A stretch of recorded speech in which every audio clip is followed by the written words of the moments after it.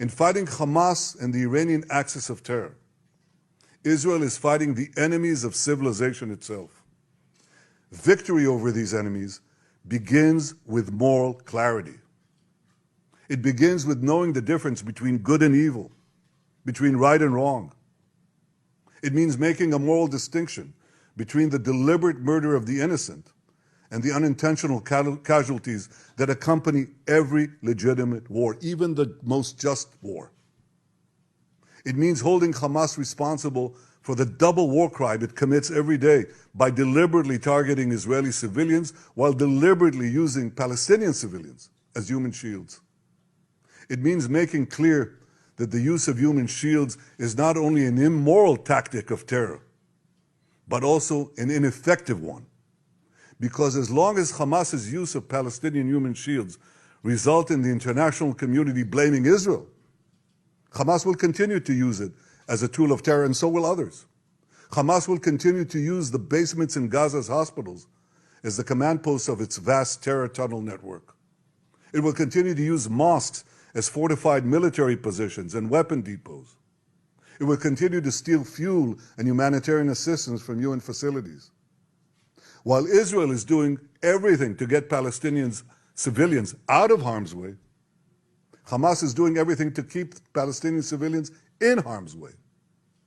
Israel urges Palestinian civilians to leave the areas of armed conflict, while Hamas prevents those civilians from leaving those areas at gunpoint. Hamas is also preventing foreign nationals from leaving Gaza altogether.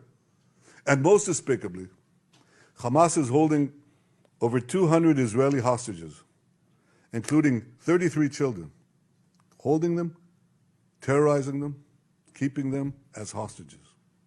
Every civilized nation should stand with Israel in demanding that these hostages be freed immediately and freed unconditionally. I want to make clear Israel's position regarding a ceasefire.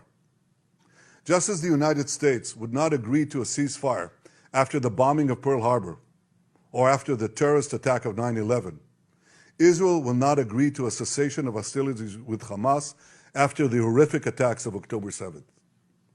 Calls for a ceasefire are calls for Israel to surrender to Hamas, to surrender to terrorism, to surrender to barbarism. That will not happen. Ladies and gentlemen, the Bible says that there is a time for peace and a time for war. This is a time for a war for our common future.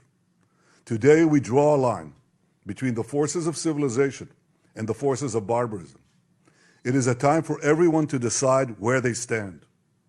Israel will stand against the forces of barbarism until victory. I hope and pray that civilized nations everywhere will back this fight. Because Israel's fight is your fight. Because if Hamas and Iran's axis of evil win, you will be their next target. That's why Israel's victory will be your victory.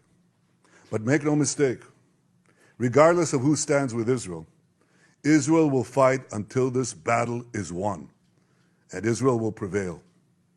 May God bless Israel, and may God bless all those who stand with Israel.